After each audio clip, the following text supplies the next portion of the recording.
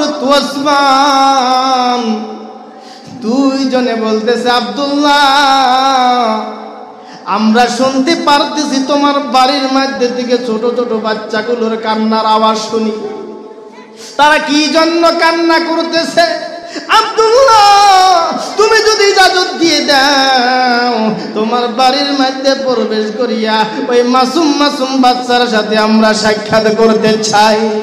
আমার মুসলমান ভাইরা, আব্দুল্লাহ আনসারী ইজাজত দেওয়ার পরে ওমর ওসমান সবাই বাড়ির মধ্যে ঢুকে গেলেন। বন্ধুগণ, বাড়ির মধ্যে ঢুকে দেখি ছোট ছোট দুজন বাচ্চা, এক দুইজনের হাতের মধ্যে রশি লাগানো আছে, দুইজন বাচ্চার হাতে রশি লাগানো, তারা কান্না করতেছে, তারা কান্না করতেছে, হাতের মধ্যে খেজুরের গুটি। আব্দুল্লাহ আনসারী ডাক দিয়ে বলেন, ওমর আমি এদেরকে কি জন্য বান্দা রাখছি তুমি প্রশ্ন করতে চাও? বলে হ্যাঁ। বলে ওমর ইয়া রাসূলুল্লাহ, আল্লাহর বান্দা হযরত ওমর, ইয়া রাসূলুল্লাহ এই মাসুম মাসুম বাচ্চাকে কেন বান্দা রাখছি জানেননি? বলে না, আমরা বান্দা রাখছি এই জন্য আমার বাড়ির সীমানার কাছে দুইটা যে খেজুর গাছ দেখতেছেন, এই খেজুর গাছগুলো আমার নয়, এই খেজুর গাছগুলো আমার পড়শি ইহুদির দুইটা খেজুর গাছ। এই দুইটা খেজুর গাছ হলো ইহুদির। ইয়া রাসূলুল্লাহ প্রত্যেক দিন ইহুদি আমার সন্তান খিদার তাড়না, কারণ ওই খেজুর গাছটা ঝুঁকে আমার উঠানের মধ্যে আসছে, যখন খেজুরটা পড়ে যায় ওই খেজুরটা লইয়া আমার সন্তানের আহার করেছিল, তার জন্য ইহুদি নালিশ জানিয়েছে আমি আমার সন্তানকে তার জন্য আমি বান্দা রাখছি, যাতে করে কঠিন কিয়ামতের দিন হাসরের ময়দানে মহান রব্বুল আলামিনের কাছে জবাব না দিতে লাগে। একবার জোরে বলেন আল্লাহু আকবার। আমার মুসলমান ভাইরা, আমার বন্ধুগণ, আমার বাপসানেরা, এই পৃথিবীর জমিনের মধ্যে যদি নামাজ একটা কাপড় লইয়া নামাজ আদায় করছে, ভাই আপনি আপনার দিকে তাকায়া দেখেন, আপনার শরীরের একটা জামা নয়, প্রত্যেকের যেন মানুষের কমাজ কম 8 থেকে 10টা জোড়া জামা আছে। বন্ধুগণ, তথাপি দেখা যায় আমরা কিন্তু নামাজ আদায় করতেছি না। এই নামাজ আদায় না করার জন্য বন্ধুগণ কঠিন কিয়ামতের দিন হাসরের ময়দানে এই নামাজের না পড়ার জন্য আল্লাহ রাব্বুল আলামিনের জাহান্নামের মধ্যে জ্বলতে হবে। কথা কোন ঠিক না? নাই। আপনাকে যদি প্রশ্ন করা হয় যে আমি মুসলমান, আপনি বললেন মুসলমান, আপনাকে যদি প্রশ্ন করা হয় মুসলমানের পরিচয় দাও, আপনি কবেন লেবাস আছে, আপনি কবেন দাড়ি আছে, আপনি কবেন লম্বা পাঞ্জাবি আছে, আপনি বলবেন আমার টুপি আছে, আপনি বলবেন আমি লুঙ্গি পরিধান করি, আপনি বলবেন আমি মাঝে মাঝে উলামার সাথে বৈঠক করি, তাতে কি আমাকে মুসলমান বলা যাবে? প্রত্যেকটা বস্তুর লাইসেন্স আছে কিনা কথা কন। আপনি যে ভারতীয় নাগরিক তার জন্য আপনার আইডেন্টি কার্ডের প্রয়োজন আছে কিনা? আমার বন্ধুগণ, আপনার মধ্যে একটা বেদিনের মধ্যে যদি প্রশ্ন করা হয় পার্থক্য কি আছে, আপনি বলেন হুজুর মাসের মধ্যে না হলে সপ্তাহে সপ্তাহে জুমার নামাজ আদায় করি, সেই জন্য কবি বলেছেন 8 की और खट की 360 की नमाज पढ़ने वाला बिल्कुल जहन्नमी है। 8 की नमाज জানেন? 8 की नमाज, 8 की হলো জুমার নামাজ, আর খাট কি হলো জানাজার নামাজ, যেটা হলো ফরজে কিফায়া। কিন্তু ফরজে কিফায়া পড়ার জন্য গ্রামের সবাই যায়, কিন্তু ফরজ নামাজ পড়ার জন্য বন্ধুগণ সকালে কেউ উঠতে চায় না, নামাজ পড়তে চায়। আর বছরে তো ঈদের নামাজ যদি না পড়া যায় তাহলে কিরকম দেখা যাবে? মানুষে বলবে এ বলে মুসলমান দাবি করে কিন্তু ঈদের নামাজই পড়লো না, ওই ভয়ে ভয়ে ঈদের নামাজ আদায় করে। তাহলে আজ কি আর খাট কি আর 360 কি নামাজ পড়নে वाला बिल्कुल জাহান্নামী। কথা কোন ঠিক না? না ঠিক না? না ফরজে কিফায়া নামাজ আদায় করলেন, ওয়াজিব নামাজ আদায় করলেন, কিন্তু আল্লাহ রাব্বুল আলামিন আপনাকে দিনের মধ্যে 5 ওয়াক্ত নামাজ ফরজ করে দিয়েছে, কিন্তু এই নামাজ থেকে আপনি গাফলতি করলেন। এই নামাজ কঠিন কিয়ামতের দিন হাসরের ময়দানে এই নামাজের কারণে জাহান্নামে যেতে হবে। আপনি বলবেন হুজুর আমার মধ্যে আর বেদিনের মধ্যে অনেক পার্থক্য আছে। পার্থক্যর তো অভাব নাই। আপনি গরুর মাংস খান, তারা খায় না। আপনি খাসির মাংস খান, তারা কিন্তু খায় না। তাহলে পার্থক্য আছে না নাই? বন্ধুগণ, দয়ার নবী বলে দিলেন আল ফারকু বাইনাল আবদু ওয়াল কুফরু তারাকুস সালাহ। প্রত্যেকটা বস্তুর মধ্যে আপনার লাইসেন্স থাকতে হবে, পরিচয় থাকতে হবে। মুসলমানের পরিচয় হলো বেধর্মীর সাথে পরিচয় হলো একমাত্র হলো নামাজ। চিৎকার দিয়ে বলেন আল্লাহু আকবার। পরিচয় কি? নামাজ। নামাজ যদি না থাকে তাহলে কি আপনি কোনো লাইসেন্সের ব্যবস্থা, লাইসেন্সের আশা আপনি করতে পারবেন না। আপনি সার্টিফিকেট, সেটার পরিচয় আপনি দিতে পারবেন না যে আমার সার্টিফিকেট আছে, আমি মুসলমান। মুসলমান হওয়ার জন্য শর্ত হলো, মুমিন হওয়ার জন্য শর্ত হলো নামাজ থাকতে। আমার বন্ধুগণ, কিন্তু আপনি নামাজ আদায় করলেন, নামাজটা কিভাবে হবে?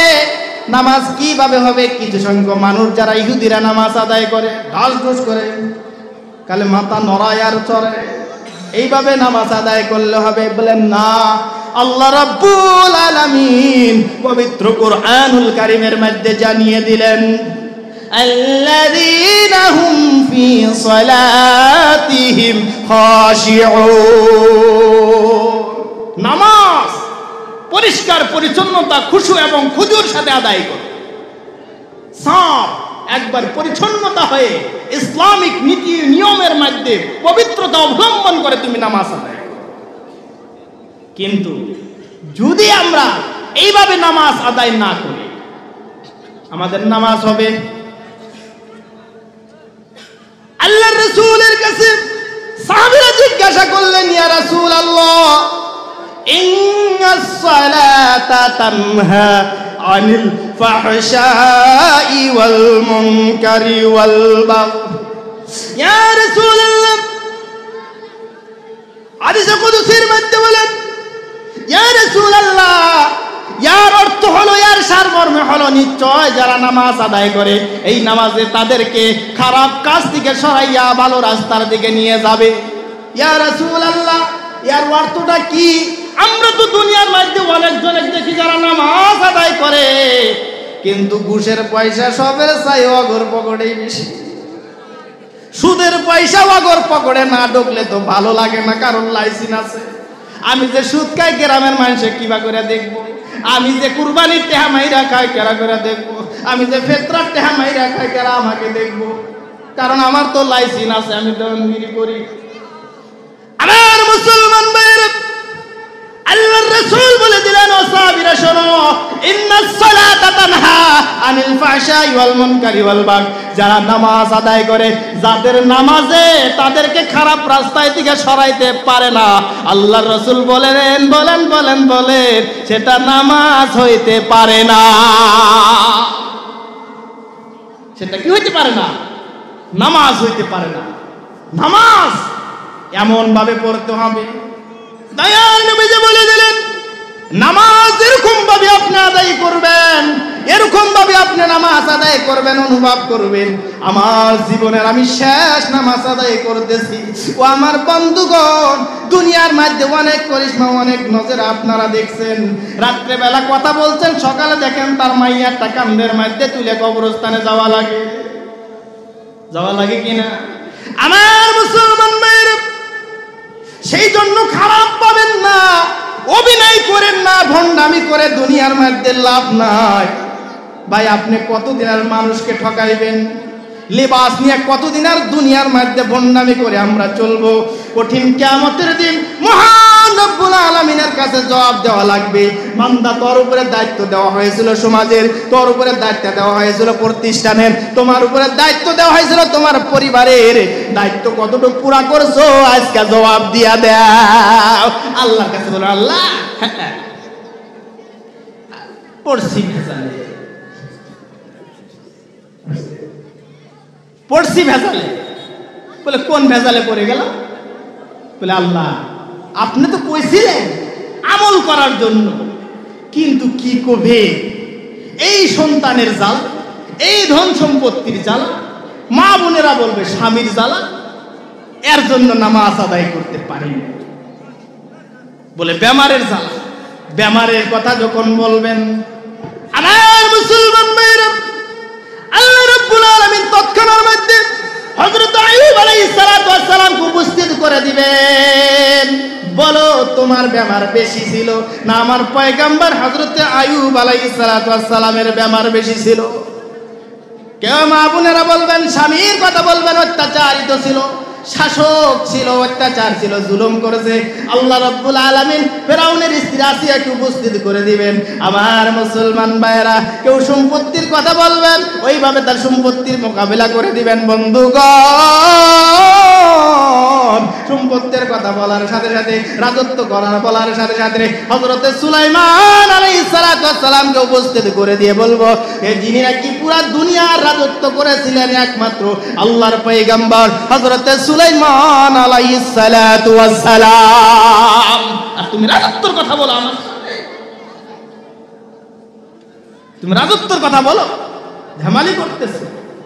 আমার বন্ধুগণ, আমার ভাইগণ, আমার মুসলমান ভাইরা, আমার মনে আছে আমি যখন দেওবন্দের মধ্যে পড়ি, আমার সাথী আছে মুফতি জহিরুল ইসলাম সাহেব, আমার সাথে সাথী জহুরুল ইসলাম সাহেব আমাদেরকে পাগড়ি যখন দিয়েছেন, আমাদের শেখুল হাদিস, শেখুল ইসলাম যাকে বলা হয়, হযরত মাওলানা আরশাদ মাদানী দামাত বারকাতুহু আলিয়া, তিনি বলেছেন, বাচ্চারে আমি তোমাদেরকে আখিরি একটা নসিহত করে দে, কারণ সমাজের মধ্যে গেলে অনেক অত্যাচারিত হবা, অনেক জুলুম তোমাকে করবে, কারণ উলামাদের ইজ্জত থাকবে না, অনেক তুচ্ছ তাচ্ছিল্য করবে। কিন্তু উলামা, ও আমার ছাত্র সকল, আমি তোমাদেরকে একটা নসিহত করে দেই, সত্যের উপরে থাকবা, চাহে দুনিয়া কি এক তরফ না হো যায়, জিত একদিন তোমারই হবে। কোন সুবহানাল্লাহ। একটা কথা, সত্যের অভ্যাস করতে হবে, সত্যের অভ্যাস করতে হবে, আমলের অভ্যাস করতে হবে। বুঝাইছে? যাই হোক, আমার বন্ধু উনি এসে উপস্থিত হয়ে গেছে। এখন বলার উনি মেহমান, যদি আমাদের এখানকার ছিল তথাপি তিনি মেহমান, ওখানে বসায় রাখা আমি দেখি নাই, বেদবি মাফ করবেন। হ্যাঁ, আমি একটা কথাই আমাদের অঞ্চলবাসীকে আমি বলি, আমিও আপনাদের এই জায়গারই একজন ছোট্ট একজন, আমল নাই, কালাম নাই, ভাষাও এরকম বলতে পারি না, তার মধ্যে কিছু কথা বলি, নিজের বলে বলতেছি, নিজের বলে। কারণ রাত পোয়ালি কারো না কারোর সাথে আমার দেখা হয় প্রত্যেক দিন। কারণ বন্ধুগণ, এই তিনটা অভ্যাস যদি আমরা না করি, তাহলে নামাজ, রোজা, হজ সমস্ত কিছু বেকার। আপনি হাদিস যখন পড়বেন, ওখানে আছে বুনিয়াল ইসলামু আলা খামসিন, শাহাদাতু আল্লাহ ইলাহা ইল্লাল্লাহু ওয়া আন্না মুহাম্মাদান আবদুহু ওয়া রাসূলুহু। পাঁচটা বুনিয়াদ আছে, পাঁচটা বুনিয়াদ আছে। এই বুনিয়াদগুলো, আল হজ্জ ওয়া সাওম ওয়া রমজান, এই পাঁচটা বুনিয়াদ আমাদের মধ্যে থাকতে হবে। যদি না থাকে তাহলে তো আমরা ইসলাম বলে, মুসলমান বলে দাওয়া করতে পারবো না। বন্ধুগণ, আমার ভাইগণ, সেই জন্য আমি আপনাদেরকে বলি যে এই জায়গার মধ্যে একটি নতুন করে মসজিদ হয়েছে। আপনাদের এই অঞ্চলের যিনারা আছেন, আপাতত কমাস কম প্রত্যেক দিন যদি না পারেন, আমি আপনাদেরকে অনুরোধ করি একবার করে তবে তো মসজিদে ঢোকার অভ্যাস করেন। যদি এই অভ্যাসটা করতে পারেন, দেখবেন লাহে লাহে লাহে লাহে লাহে লাহে আল্লাহ তাআলা আপনাকে পরিবর্তন করে দিবে। ইনশাআল্লাহ কইতে কষ্ট পান নাই, একবার জোরে কোন ইনশাআল্লাহ। আমরা সবাই ইনশাআল্লাহ নামাজ পড়ার জন্য চেষ্টা করব, মিথ্যা কথার থেকে বেঁচে থাকব।